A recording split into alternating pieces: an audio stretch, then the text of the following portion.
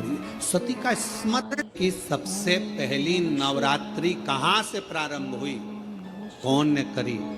जवाब देना कि मेरे देव अधिदेव महादेव ने मां सती की याद में नवरात्रे 9 दिन कामाख्या पीठ पर बैठकर मां आद्य शक्ति की आराधना करी है, साधना करी है, सती का स्मरण किया, सती का स्मरण।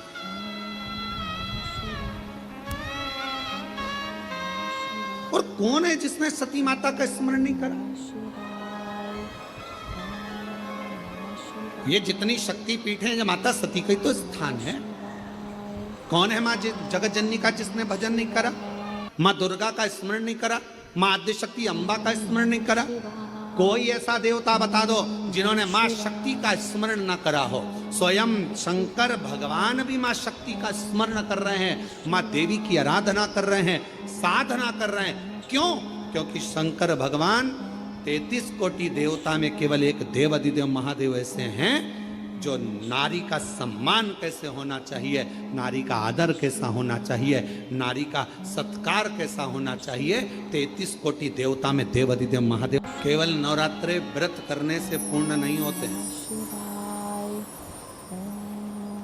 केवल नवरात्रे व्रत करने से पूर्ण नहीं होते, केवल नवरात्रे 9 दिन तक भूखे रहने से पूर्ण नहीं होते, केवल नवरात्रे नवरात्रि तक जागने से पूर्ण नहीं होते, केवल नवरात्रे घर में ज्योत जलाने से पूर्ण नहीं होते, केवल नवरात्रे 9 दिन तक जवारे बोने से पूर्ण नहीं होते, केवल नवरात्रे 9 दिन तक कलश स्थापना से पूर्ण नहीं होते। नवरात्रे पूर्ण जब माने जाते हैं जब आप घर में रहने वाली नारी का आदर करना प्रारंभ कर दो। प्रत्येक कन्या में, प्रत्येक बच्ची में तुम्हें मां जगत जननी का स्वरूप नजर आने लगे और आप स्त्री को सम्मान देने लगे, आदर करने लगे, तो समझना कि नवरात्रे सिद्ध हो गए, नवरात्रे में आपकी साधना सिद्ध हो। गाली बक रहे हो, अपशब्द कर रहे हो, ताना दे रहे हो, आड़े टेढ़े वचन बोल रहे हो, कभी हाथ उठा लिया, कभी जूता उठा लिया, कभी चप्पल उठा ली, वो भी तो किसी की बेटी है, वो भी तो किसी की बेटी। किसी के बेटी को आदर देना तो प्रारंभ करो, सत्कार।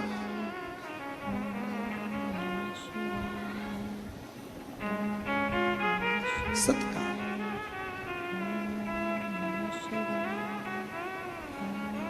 कितनी आराधना पूरी दुनिया कर रही है नवरात्रे में, पूरी दुनिया कितनी आराधना कर रही है मां जगत जननी की। कोई ज्योत जलाता है, कोई जवारे बोता है, कोई, हम कहते हैं ज्योत जलाओ अपने भीतर, प्रत्येक नारी के आदर की, सम्मान की, सत्कार की।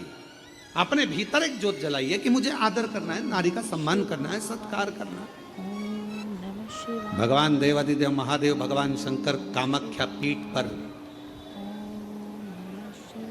जहां जहां पर मां आद्य शक्ति सती के शरीर के टुकड़े हुए हैं, जहां जहां शक्ति पीठ बनी है, उन शक्ति पीठों पर शिवजी भ्रमण करते करते सती सती सती, जय माता दी, जय माता दी, बोलो बोलो जय माता। शिव सती सती कह रहे थे और हम जय माता दी कहें, क्योंकि हम मां कह सकते हैं, सती क्यों?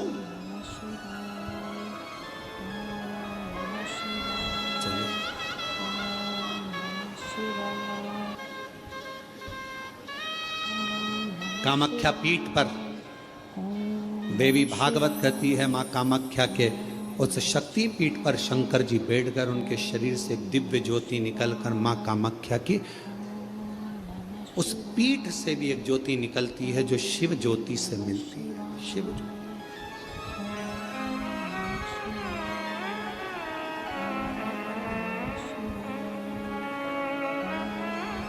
बैठे बाबा, कोई तुमसे पूछे कि सबसे पहली नवरात्रि कहां से प्रारंभ हुई, कौन ने करी? जवाब देना कि मेरे देव अधिदेव महादेव ने मां सती की याद में नवरात्रे 9 दिन कामाख्या पीठ पर बैठकर मां आद्य शक्ति की आराधना करी है, साधना करी है, सती का स्मरण किया, सती का स्मरण।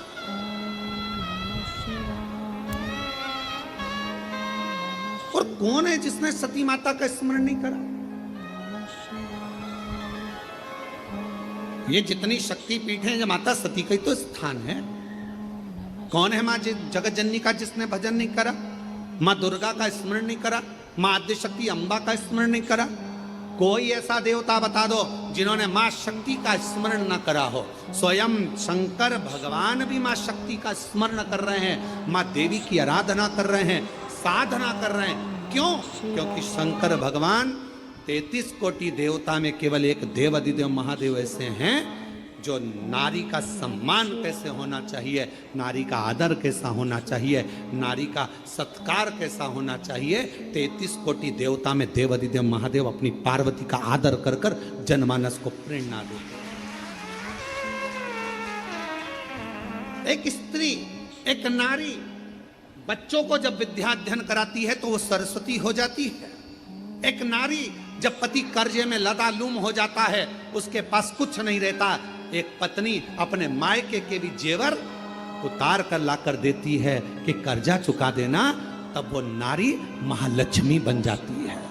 एक नारी जब बच्चे भूखे होते हैं, पति भूखा होता है और भूख लग रही होती है, घर में कोई कैसे वो बीमार भी है ना, उसके शरीर में रोग भी है, सिर दर्द हो रहा है, बुखार आ रहा है, घर में कोई करने वाला नहीं है, तब वो नारी भले नौकरी करे, सर्विस करे, चाहे कहीं पर भी रहे, चाहे वो गृहस्थ आश्रम में रह रही है, परिवार में रह रही है, पर बीमार होकर भी वो रसोई घर में भोजन बनाकर भोजन करा रही है, तो वो अन्नपूर्णा बन जाती है।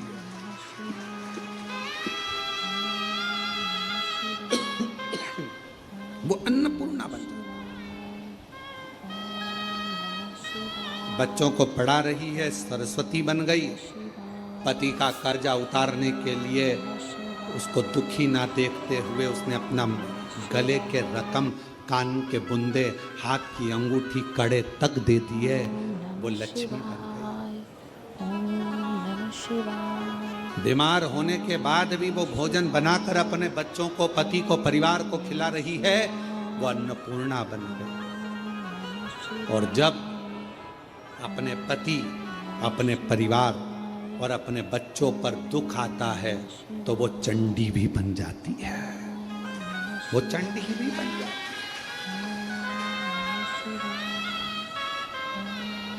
अब एक स्त्री, एक नारी तुम्हारे लिए इतना इतना कर रही है और संसार के लोग सोचे कि ये तो हमारे पांव की धूल है, तो वो नारी पांव की धूल नहीं है, वो स्त्री पांव की धूल नहीं है। ये शंकर जी समझा रहे हैं। अपनी धर्म पत्नी सती प्राण त्याग कर चली गई है, शरीर के टुकड़े हो गए हैं। कामाख्या पीठ पर मेरे शंकर भगवान उस सती माता के, मां जगत जननी के उस शक्ति पीठ पर, कामाख्या पीठ पर नवरात्रे तक, माने 9 दिन तक भगवान शंकर ने मां सती का स्मरण किया है। ज्योति से ज्योति को मिलाया,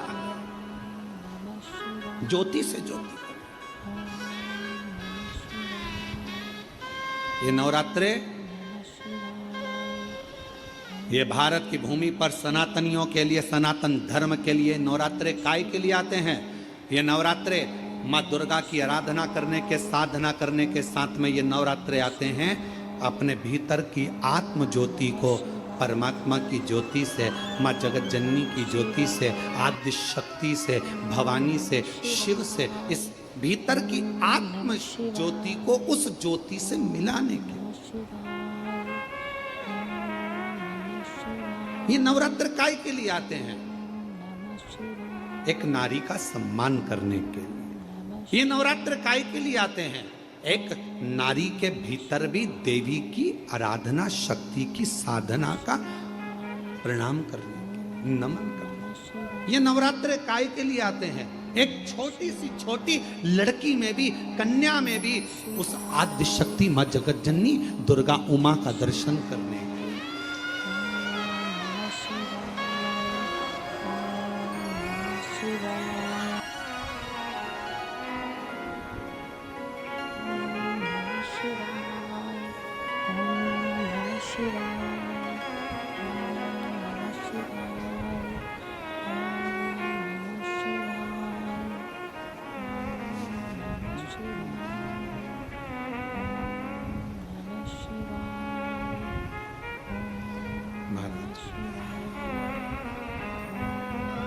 केवल नवरात्रे व्रत करने से पूर्ण नहीं होते।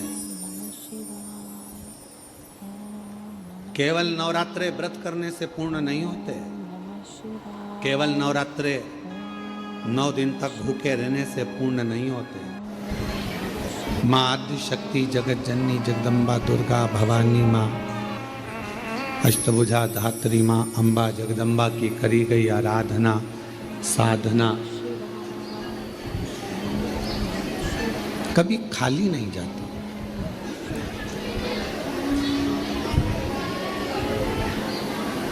पांच चीजें हैं जो भगवान शंकर की अविरल भक्ति से, भगवान शिव के भजन से, भगवान शंकर की पूजन से, भगवान शंकर के स्मरण से प्राप्त होती। थोड़ा सावधानी से सुनेंगे तो आपको मालूम पड़ेगा कि वो 5 चीजें कौन सी हैं।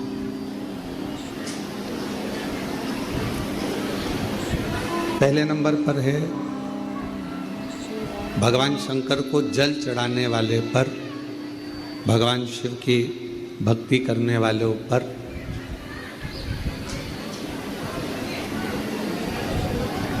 शिव की ऐसी कृपा होती है, ऐसी करुणा होती है, ऐसी दया होती है कि उनका जो बुरा करने वाले होते हैं, जो उनको कष्ट देने वाले होते हैं, उनका जो बुरा करने वाले होते हैं, वो उनसे दूर होते चले जाते।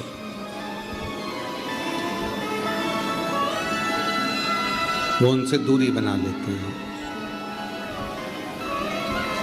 आप नित्य भगवान शंकर को अगर एक लोटा जल चढ़ा रहे हो तो आपका बुरा करने वाला, आपको तकलीफ देने वाला, आपको कष्ट देने वाला आपसे दूर हो जाए, चाहे वो कितनी भी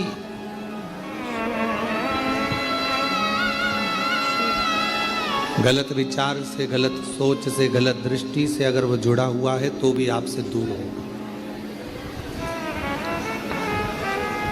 फिर शिव महापुराण की कथा कहती है कि जो भगवान शंकर को एक लोटा जल चढ़ाते हैं, भगवान शंकर की अविरल भक्ति करते हैं,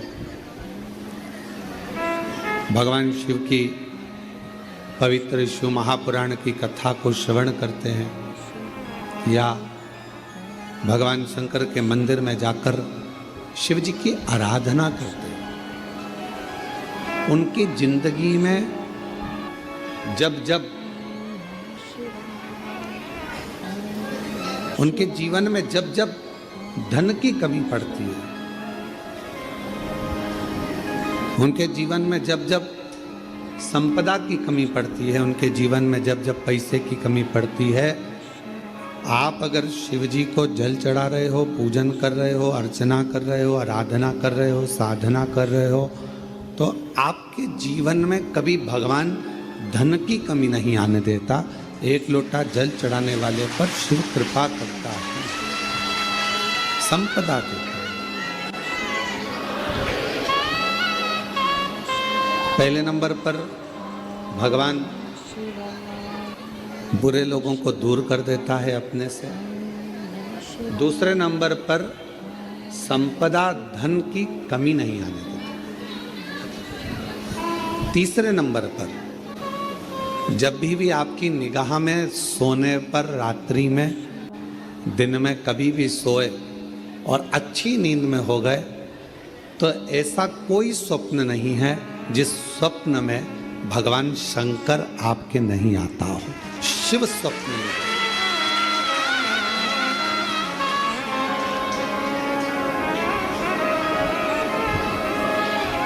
जल चढ़ाने वाले जरा सावधानी से सुनना इन 5 सूत्रों को।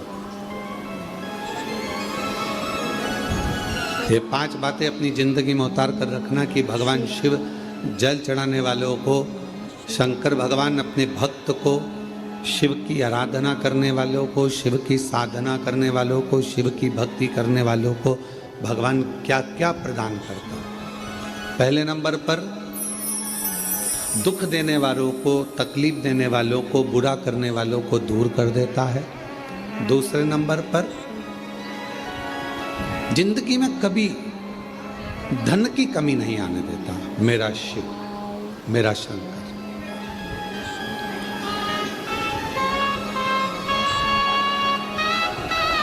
तीसरे नंबर पर,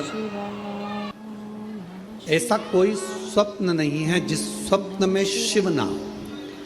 तुम रात को सोओगे, कितने भी सपने देख रहे हो, परंतु एक आध सपना ऐसा होगा जिस सपने में तुम्हें शंकर जी जरूर नजर आएगा, शिव जरूर। और जब स्वप्न में शंकर जी नजर आने लगे तो समझ लेना कि शिव जी ने तुम्हारा हाथ पकड़ना प्रारंभ कर लिया है और शिव तुम्हें साथ। उसी तरह रात भोले सपने में आओ, भंडार भरगव सर। जब वो स्वप्न में दिखने लगे, जब वो स्वप्न में नजर आने लगे, जब उसका स्वप्न में आगमन होने लगे, समझ लेना कि मेरे भोले बाबा, मेरे शंभु, मेरे त्रिकालदर्शी, मेरे कैलाशी, अविनाशी शंकर भगवान ने आपका हाथ पकड़ लिया, पकड़। महाराज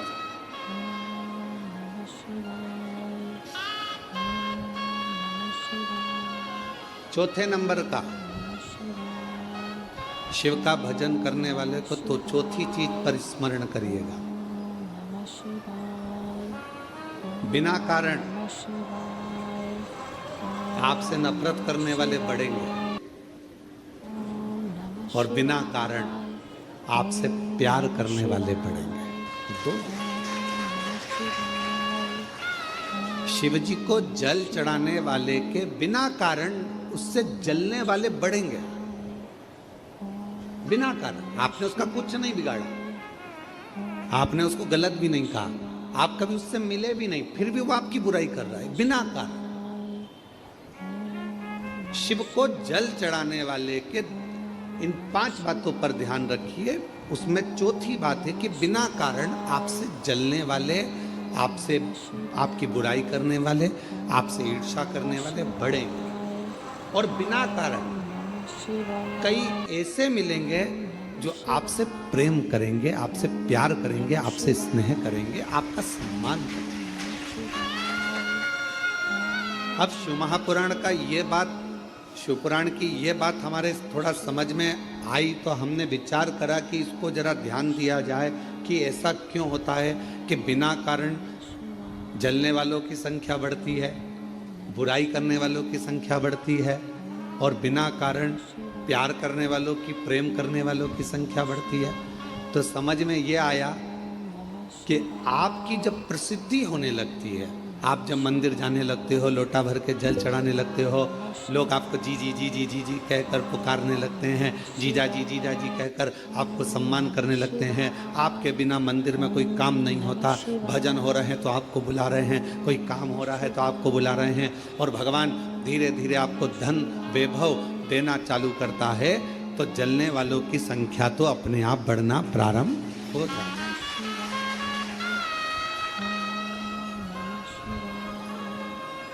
जलने वालों की संख्या अपने आप बढ़ती है। तो चौथे नंबर की जो बात शिव पुराण में कही गई कि बिना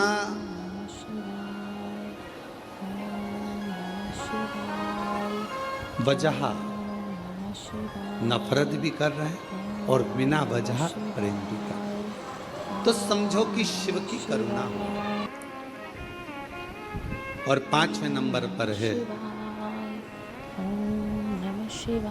आपका कोई काम है, आपका कोई कार्य है और वो धीरे धीरे पूर्ण होने लगे, आज नहीं तो कल, कल नहीं तो परसों, पर धीरे धीरे 15 दिन में, 1 महीने में, 3 महीने में, 6 महीने में बाबा आपके कार्य को पूर्ण करने लगे, तो समझ लो कि शिव जी ने करुणा करना प्रारंभ किया। ये 5 सूत्र है। शिव भक्त को शिव भक्ति के ये 5 क्रम बताए गए हैं। पहले नंबर पर बुरे लोग दूर हो जाएंगे, बेकार लोग आपसे दूर हो जाएंगे। दूसरे नंबर पर धन बढ़ने लगेगा, संपदा। जब जरूरत पड़ी, तुम्हारे ऊपर कष्ट आया, पैसे की जरूरत पड़ी, तब बाबा कर दे जा व्यवस्था कर दे। तीसरे नंबर पर सपने में शिव दिखने लगे।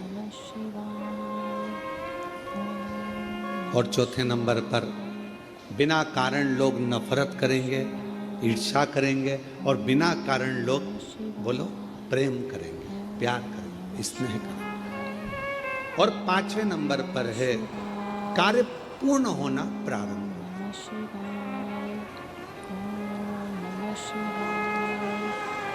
और मैंने तेरे ही भरोसे बाबा, तेरे ही भरोसे। ये शिव अपने भक्त को दे रहा। ये मेरे ओघड़दानी, मेरे शंभु, मेरे शंकर, मेरे त्रिकालदर्शी, मेरे कैलाशी, मेरे अविनाशी, मेरे शिव, ये आपको दे रहा।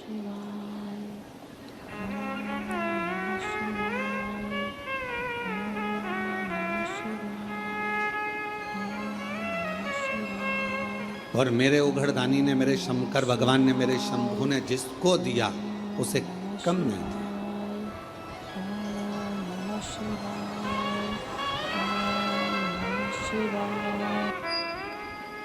कितनी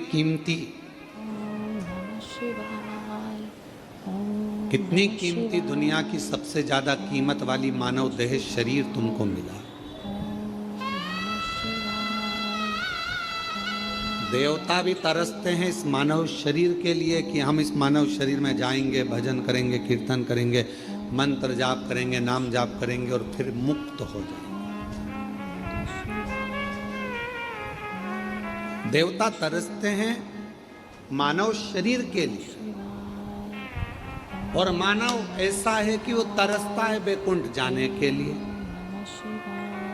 अरे भाई, मरोगे तो कहीं ना कहीं तो जाओगे ही, चाहे बैकुंठ जाओगे, चाहे गोलोक धाम जाओगे, चाहे स्वर्ग जाओगे, चाहे नरक जाओगे, कहीं ना कहीं तो जाओगे। पर इस मानव शरीर जो मिला है, मनुष्य का देह मिला है, मानव शरीर जो प्राप्त हुआ है, मानव का जो देह मिला है, इसको व्यर्थ तो मत गवा।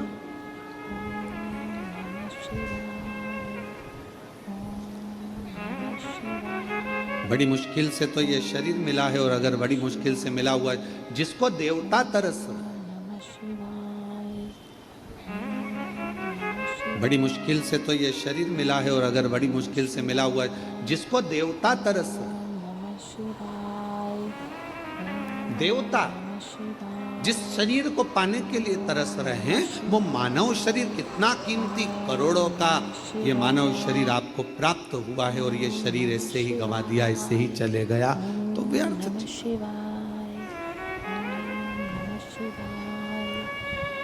कई बेटे बेटी कहते हैं गुरुजी हम बहुत परेशान हो गए, हम बड़े कष्ट में हो गए।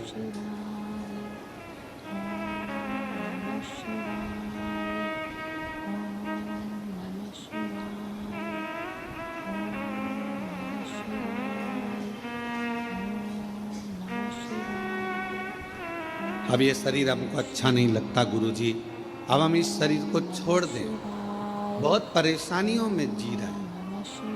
हम उन बेटा बेटियों से कहते हैं कि तुमने अभी केवल थोड़ी सी लाइफ देखी है, थोड़ी सी।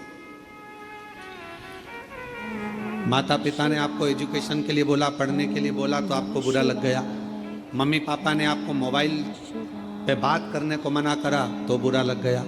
मम्मी पापा ने आपको लैपटॉप पर कुछ भी सीरियल, नाटक, वीडियो, मूवी देखने का मना करा तो आपको बुरा लग गया। माता पिता ने आपको जाने के लिए मना करा तो बुरा लग गया, और आपने विचार कर लिया कि मैं शरीर छोड़ दूं। क्या माता पिता आपके दुश्मन है? क्या मम्मी पापा आपके दुश्मन है?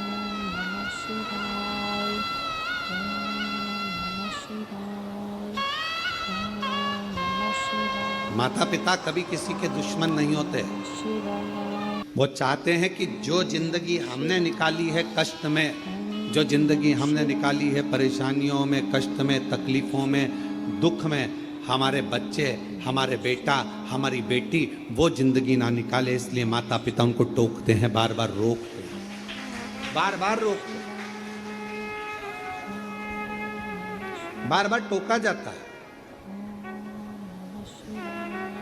आप अपनी जिंदगी कष्ट में ना जिए। तो मेरा बेटा बेटियों से निवेदन है, कई बेटे कहते हैं हम तो हार गए, अब हमने इतनी बार एग्जाम दिया, इतनी बार हमने परीक्षा दी, इतनी बार ऐसा करा, इतनी बार वैसा करा, हमने इतना इतना पढ़ाई करा, उसके बाद भी हमारी लाइफ नहीं बन रही, उसके बाद भी हमारी जिंदगी नहीं बन रही। थोड़ी हिम्मत तो रखो, थोड़ी हिम्मत। और इतनी जल्दी हिम्मत हार जाना। शिव महापुराण की कथा कहती है, जब हलाहल विष मंथन के समय पर समुद्र का जब मंथन किया गया और मंथन करने पर जब हलाहल विष प्रकट हुआ, वो विष शिवजी के सामने आया, भगवान ओघड़दानी भगवान शंकर की साक्षी में आया, तो सारे देवताओं ने विचार करा कि इस विष को पिएगा कौन, इस विष को पिएगा? और इतना हलाल विष कोई पी भी नहीं सकता। ऐसा विष पिएगा तो पिएगा कौन? आखिर ये विष का पान कौन करेगा? ये विष कौन पिएगा? तब भगवान शंकर के सामने विष लेकर देवता खड़े रहे। शास्त्र कहता है, मत्स्य पुराण कूर्म पुराण वर्णन करती है कि बहुत देर तक देवता उस विष को लेकर खड़े रहे कि शिवजी से कहें कैसे। भगवान देवादिदेव महादेव से कैसे कहें कि आप विष पी लो?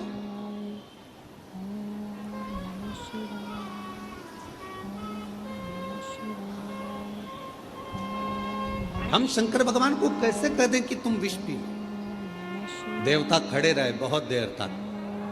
आखिरी में भगवान नारायण को देखकर, भगवान ब्रह्मदेव को देखकर, इंद्रदेव को देखकर भगवान शंकर ने पूछा कि तुम्हारे हाथ में है क्या? क्या रखा है तुम्हारे हाथ में? तो कहा विष है। विष? हाँ। कहां से निकला है?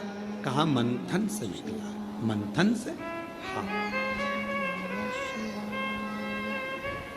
लाओ मेरे पास लाओ, देव मुझे दो। और भगवान शंकर भगवान ने विष लिया, एक क्षण का विचार नहीं करा, एक क्षण का। क्यों? अपने पर पूरा विश्वास था भगवान शिव को कि ये विष पचाने की सामर्थ्यता मुझ में है।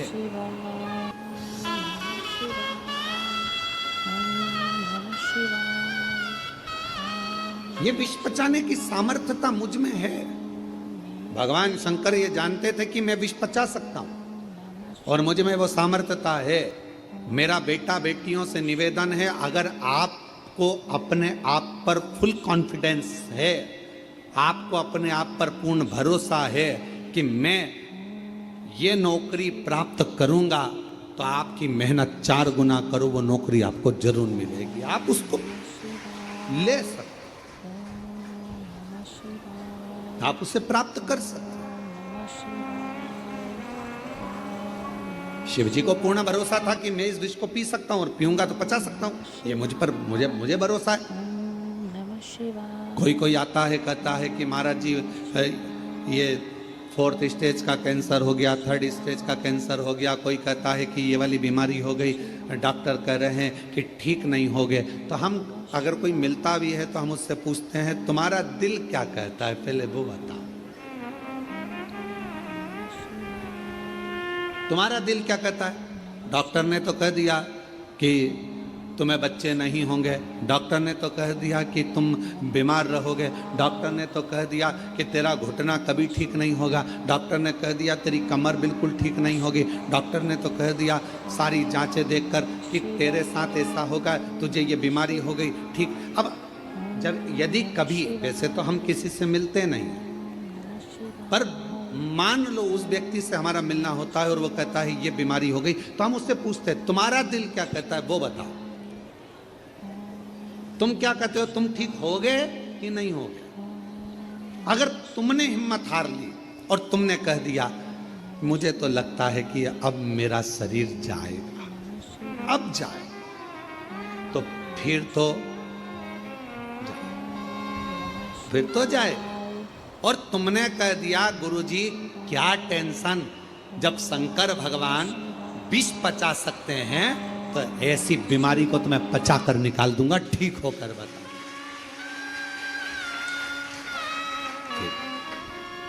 फिर किसी की सामर्थ्यता नहीं फिर क्या।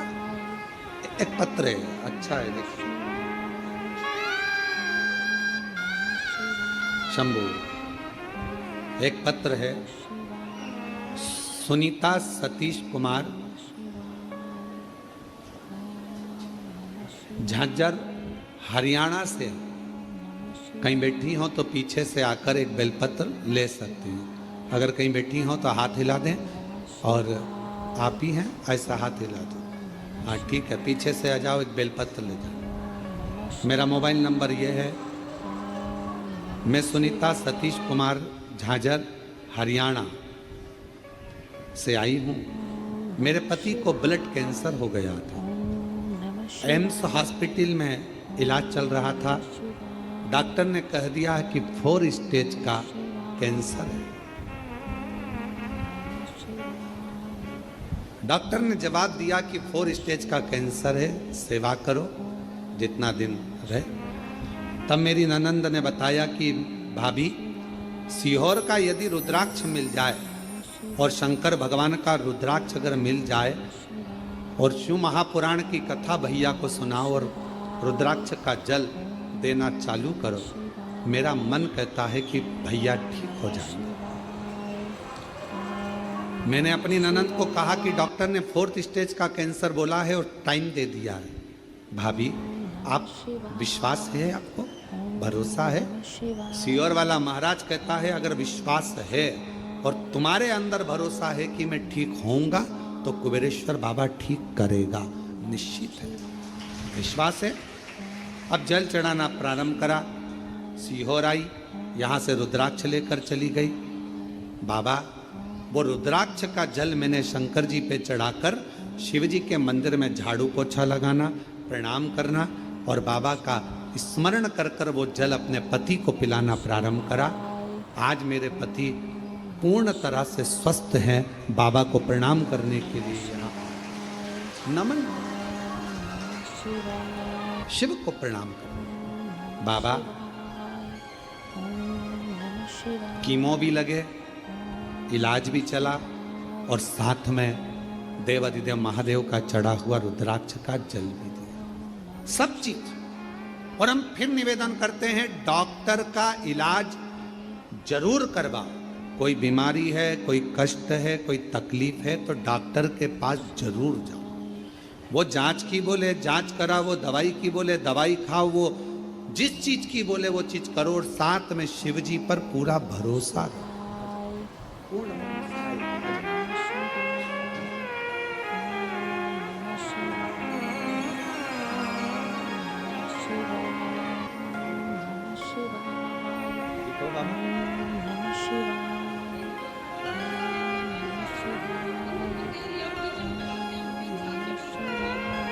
रोते नहीं, रोते नहीं, तो बाबा ने ठीक कर दिया। चलो आंसू पोछो, आंसू पोछो जल्दी से, आंसू पोछो। अब बाबा ने 4th स्टेज का कैंसर था। डॉक्टर ने थोड़ा सा समय दिया था पर 3 साल निकल गए हैं रुद्राक्ष का जल पिलाते पिलाते और बाबा की कृपा। रोते नहीं, रोते नहीं। अच्छा, खुश होकर जाओ। अच्छा, बाबा स्वस्थ रहे।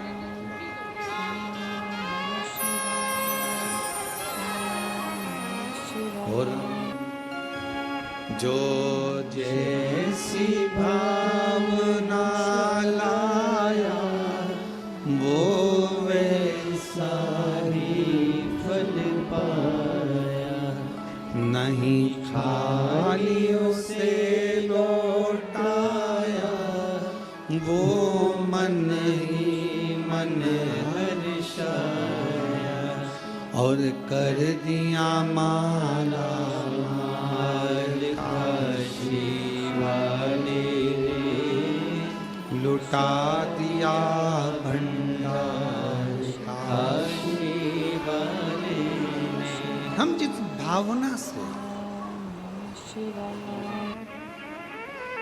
ये कथा के जो यजमान परिवार हैं स्वर्गीय श्री संजय कुमार जी की स्मृति में श्रीमती शीतल पटेल जी भिलाई छत्तीसगढ़ से मुख्य यजमान का पद जो मिला है।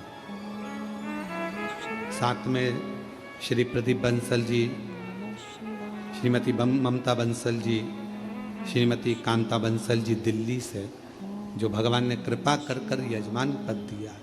और जो एक दिन के यजमान हैं नागेश्वर प्रसाद जी दिल्ली से, कांति भाई चुड़ासाम जी मुंबई से, पद्माकर गजानन जोशी जी सोलापुर से, जो एक दिन के हैं।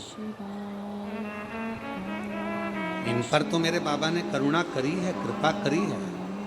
पर आप भी जितने आस्था चैनल पर, फेसबुक, यूट्यूब पर जो इस कथा को लाइव सुन रहे हो और शंकर भगवान के कुबरेश्वर धाम की इस धरा पर बैठकर जो आप शिव महापुराण की कथा सुन रहे हो, समझ लेना मेरे शंकर भगवान को आपको कुछ देना होगा, इसलिए पकड़ कर यहां तक बुलाया उसने। ये शिव शक्ति शिव महापुराण की कथा नवरात्रे में चल रही है। 5 दिवसीय शिव कथा जो 24 तारीख से 28 तारीख तक 2 बजे से 5 बजे तक आप और हम श्रवण कर रहे हैं और अपने जीवन को सार्थक बना। हम ज़्यादा उपास नहीं कर सकते, ज़्यादा साधना नहीं कर सकते, ज़्यादा व्रत नहीं कर सकते, हम माता की चौकी भी नहीं लगा सकते, ज्योत भी नहीं जला सकते, कलश भी नहीं रख सकते, उपासना नहीं कर सकते, हम बहुत तप नवरात्रे में नहीं कर सकते। तो शंकर जी ने कृपा कर कर 5 दिन की ये शिव पुराण आपको 2 बजे से 5 बजे तक दे दी कि शिव शक्ति का आराधना इसे ही करो। ऐसे हिम्मत मत हारो। कर्जा हो गया, हिम्मत मत हारो, हो गया निपटाएंगे।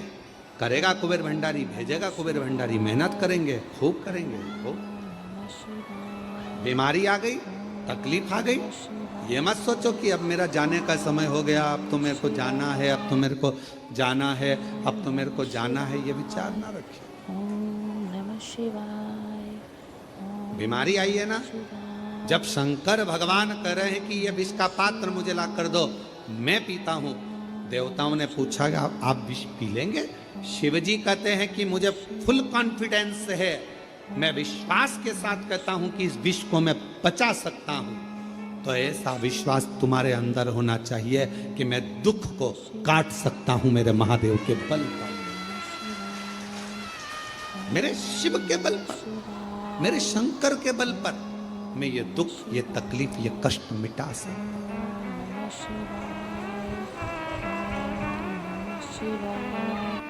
तेरी कृपा बिना एक भी अणु लेते हैं श्वास, तेरी कृपा से बखान क्या करूं मैं राखों के ढेर का, चपटी भभूत में खजाना कुबेर, हे गंगाधर मुक्ति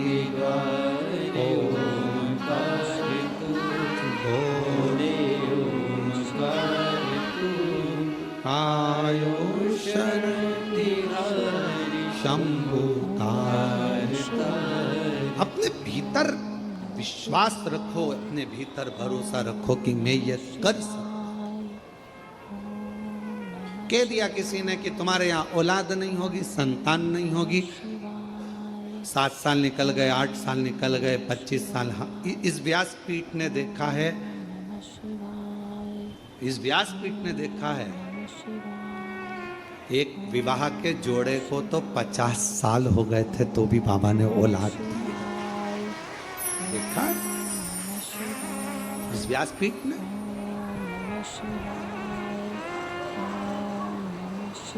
कह दिया किसी ने नहीं होगी, किसी ने कह दिया बच्चे नहीं होंगे, किसी ने कह दिया संतान नहीं होगी, किसी ने कह दिया ऐसा होगा, नहीं होगा। आपने मान लिया कि नहीं होगा। आप लोगों में से कोई ने सफर करा है, आप लोग कुबरेश्वर धाम तक आए हो तो गाड़ी में आए होगे, बस में आए होगे, मोटरसाइकिल पे आए होगे, बोलो कभी कभी देखना आप, तुम्हारे गांव में, तुम्हारे शहर में, तुम्हारे नगर में दीवार पर पीपल का पेड़ उग जाता। बोलो देखा है कि नहीं देखा है? मकान पर पीपल का पेड़ उग जाता है। कौन उगाने गया, कौन पानी देने गया, कौन वहां पर बीज बोने गया? जब वो दीवार पर पीपल लगा सकता है तो किसी की गोदी में एक लाल भी दे सकता है, ये निश्चित। थोड़ा इंतजार करो। कई माताएं कहती है हमने 3 बार सफेद आंकड़े की जड़ बांध ली, हमने 2 बार पशुपति व्रत कर लिया।